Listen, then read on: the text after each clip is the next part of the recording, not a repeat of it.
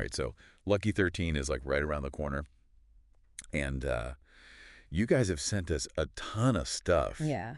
about what's been going on in Me and the Boys Wrestling. Like a ton. It's going to be a wild one. It is going to be wild. And we've got you here to help us kind of like break it all down. Yes. We're going to deep dive into all the drama, the action. All the action. The rivalries. The rivalries. Yeah, all of it. The championships. All the things that are going on. We're going to talk about the Elimination Chamber. We're going to talk about Missy. She's on fire right now. Missy's killing it. She's on a total hot streak. It's incredible to watch. It's incredible to watch. Mm. And then we're going to talk about like DMP's mentorship program. Oh, that's a whole other can of worms. It's a whole situation, right? Yeah.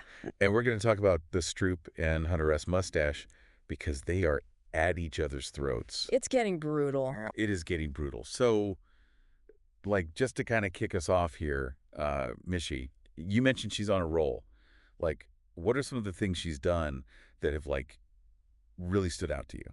Well, obviously winning the Rumble was huge. I mean, that's a huge accomplishment. Okay. And then that triple threat match. Oh, my God. Oh, my goodness. It was like watching a human pinball machine in there. She was, like, everywhere at once. Everywhere. And it's not just, like, brute strength with her, right? Like, she's smart. Right. She's, like, using strategy. She's very adaptable. Yeah. You know, she changes up her game plan depending on who she's facing. Yeah, it's cool to watch. It's impressive. Yeah, very impressive. All right, so then there's DMP. And, you know, we were talking about his mentorship program, but it kind of seems like it was supposed to be this good thing, but now it's kind of blowing up in his face.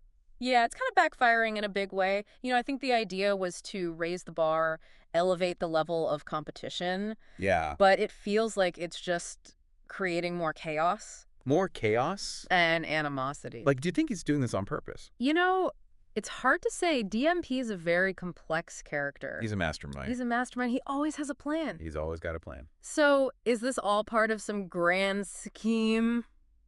It's possible. It's totally possible. But the results are undeniable. I mean, look at that backstage brawl with TBO, Gingras, Rude Boy, and Spitz. Oh, that was wild. Total mayhem, like a pack of wolves. Yeah. And, you know, and then there's the whole thing with him and Donald Trump. Like, yeah, they're supposed to be on the same side, yeah. And Trump is just stomping on Ryan Kai. Not very sportsmanlike. No. It seems like this mentorship is less about, you know, guidance and more about just winning at all costs. Yeah, like brutality. Brutality. Yeah. And disregard for the rules. And he's like fostering that. Yeah, he's definitely encouraging that kind of behavior. So then there's the whole DMP, Elvira, and ARI situation. Oh, yeah. The love triangle. It's a mess. It's a classic wrestling trope, right? It is. But this one feels different. It feels like it's actually going to have an impact. I agree. Because remember, DMP is going to be the special guest referee for their match at Lucky 13. Huge pressure. Huge pressure. I mean, who's he going to side with? Elvira, his longtime ally, or Arai, who's clearly a rising star? It's going to be really interesting to see what happens. It's like he can't win, right? If he chooses Elvira, he risks alienating Arai, who's already proven herself to be a serious threat. But if he sides with Arai, he could lose Elvira's loyalty. It's a lose-lose situation. It is. And, you know, DMP hates to lose. Oh, he hates to lose. And this kind of internal conflict could be his undoing, especially with the championship on the line. A distracted DMP is a vulnerable DMP. That is very true. Which, speaking of the championship, did you see Drake the Devil Castle beat DMP? I did. I was shocked, honestly. I mean, DMP had his whole entourage at ringside. Papa Shango, R.I., Elvira. You'd think that would give him a huge advantage. It should have. Like, even if they're not directly interfering, it's intimidating. Just like a logical game. Right, absolutely. But it seems like DMP might have let the hype get to him. He is trash-talking in the chat, basking in the support of his crew. He was too cocky. Maybe he underestimated Drake. Yeah. And that's all it takes. A moment of weakness, a lapse in concentration. And boom, new champion. Drake seized the opportunity and pinned him. Just like that. It was crazy. It really throws everything into question, doesn't it? I mean, DMP's mentorship program is a mess. His relationship with Elvira and Arai is on the rocks, and now he's lost the crown. I know. It's like his whole world is falling apart. What does this mean for DMP's future? It's hard to say. Is this the beginning of the end for him? Or is he going to come back stronger than ever? I guess we'll have to wait and see. I can't wait to see what happens next. This is what makes Me and the Boys Wrestling so great. You never know what's coming around the corner. Okay, so we've talked about Missy, DMP, and this whole crazy championship situation. Yeah. But we can't forget about the Stroop and Hunter S. Mustache. Their rivalry is just escalating, and it's getting really, really intense. It is. It's like they hate each other. They do. And this Stroop is just relentless. He's constantly targeting Mustache's knee. Yeah, he's going after that weak spot. It's brutal. Like, I know wrestling's supposed to be tough, but this is just... It's bordering on sadistic. Yeah. Remember that figure 4 leg lock he put on Mustache? Oh my God, the magic 8-ball. The magic 8-ball. It was vicious. It was awful. I thought he was going to break his leg. Yeah, it was tough to watch. It makes you wonder if the Stroop has gone too far. Like, is this still entertainment or is it just cruelty? It's a good question. I mean, there's a line, right? There is a line. Yeah. And the Stroop seems to be dancing on it. So their grudge match at Lucky 13, it's going to be huge. Oh, yeah. This is going to be a must-see.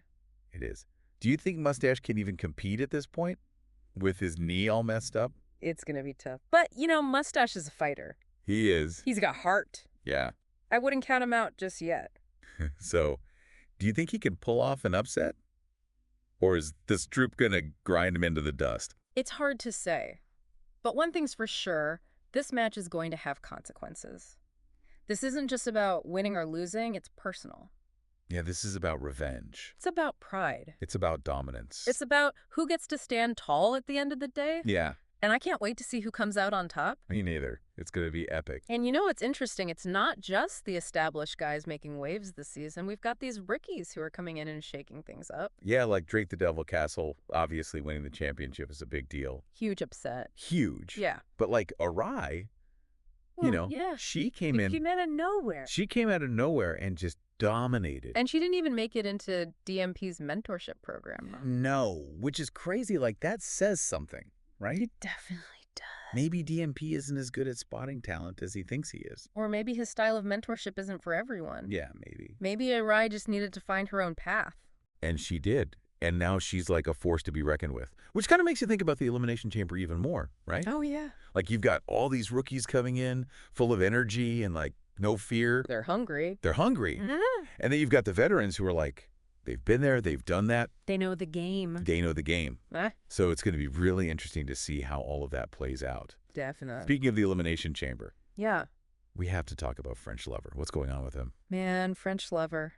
It's rough, right? Like, he was part of DMP's crew, and then they had that big falling out. Yeah. Yeah, it was messy. It was pretty public, too. And since then, it's like he's lost his mojo. Yeah, he lost that match to the Jabberwocky On his birthday. on his birthday. That's brutal. Can you imagine? Talk about adding insult to injury. Poor guy. Do you think he can bounce back from this? I hope so. He was a champion for a reason. He was. You know what I mean? He has the talent. He's got the talent. Maybe this is like the kick in the pants he needed to like get back on track. Maybe he needed to hit rock bottom to really rediscover himself. Yeah, maybe that's it. Maybe the Elimination Chamber is what he needs to like prove himself again. It's definitely a high-pressure environment. Yeah. I mean, sink or swim, right? It's going to be intense. All right, so there's also Ryan Kai. Remember he was like, Sinister Ryan Kai? The sinister one. And now he's like, The Forsaken. Forsaken Ryan Kai. Do you think that's a good move? I'm not sure. It's a bold move for sure. It is. To, like, shed that darker persona, you know?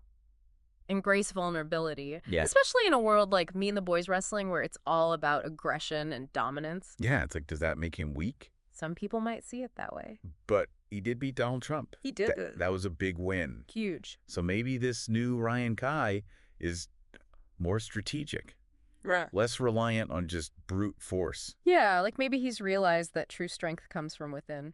Right, like confronting your demons instead of projecting them onto others. That's a good point. It's like a classic hero's journey. He's got to face his inner darkness to become a better, stronger person Right, and a better wrestler. right. It's a great storyline. I'm curious to see where it goes. So we've got rookies like Drake and Arai. We've got a French Lover trying to make a comeback. We've got Ryan Kai going through this whole transformation. It's a lot. It is. Yeah. And on top of all that, there's Fitz. Oh, yeah, can't forget about Fitz. He's kind of quietly been having an amazing season. He has. He's been racking up the wins. And his surrender your soul thing is so creepy. It's disturbing. It is. Like he whispers it in their ear and stares into their eyes, and it's like, It's like he's stealing their soul. it's so effective. It's psychological warfare. Yeah, like he's getting in their heads. Mind games. Exactly. So this Elimination Chamber it's going to be a war zone. Oh, absolutely. It's going to be every man for himself. Every man for himself. You've got Mishi on her hot streak, rookies looking to prove themselves, veterans trying to hold on to their spots. The stakes are high. They are. Yeah. And then you add in the whole DMP situation, the drama with the Stroop and Hunter S. Mustache. It's a recipe for chaos. It's going to be insane. Oh, and remember that crazy 8-man tag match? Oh, the tornado tag. Yeah, the tornado tag. That was wild. It was like a whirlwind of just bodies and limbs flying everywhere. And tables, like, almost breaking? Yeah, and the finish was so confusing, I'm still not sure who won. Right. Like, who actually got the pin? I have no idea. It was pure mayhem. Pure mayhem. I feel like that might be a preview of what's to come at Lucky 13. Like, with all this stuff going on. That drama. All the drama, the rivalries, Yeah. the championships on the line. It's like anything could happen. That's what makes it so fun to watch, though. It really is. You just never know. Okay, so as we wrap things up here, what are some of the big things you think people should be watching for at Lucky 13? Like, what are the key questions we need answers to? Well, like we said, the Elimination Chamber is going to be huge. Yeah. You've got Mishi. Can she keep up to this amazing run she's on? Yeah, is this her moment? Right. And then there's French Lover. Can he, like, redeem himself after all the stuff with DMP? Yeah. Or is he going to just fade into the background? And DMP himself? Like, Oh. he's lost the crown. His mentorship program is a disaster. His love life is a mess. It's a lot. It's a lot. Can he turn it all around? And, of course, we can't forget about the Stroop and Hunter S. Mustache. That's going to be brutal. It's going to be a bloodbath. It's going to be crazy. So much to look forward to. I know. It's going to be an epic event. So any final thoughts for our listeners before we head out? Anything they should keep in mind as they watch Lucky 13? I think the big thing is we're in this, like, new era of me and the boys wrestling. Yeah. Like, the old rules don't necessarily apply anymore. A whole new game. Exactly. So Yeah. pay attention to those, like, little details. Yeah. The shifts in power, the new alliances. The trails. The betrayals. All that stuff is important now. Because it's all going to lead to something big. Exactly. Well, this has been awesome. Thanks for breaking it all down for us. Of course. Always happy to talk wrestling. All right, everyone, be sure to tune in to Lucky 13 next week. It's going to be wild. It's going to be wild. And we'll be back here to talk about all the crazy stuff that goes down. See you then. See ya.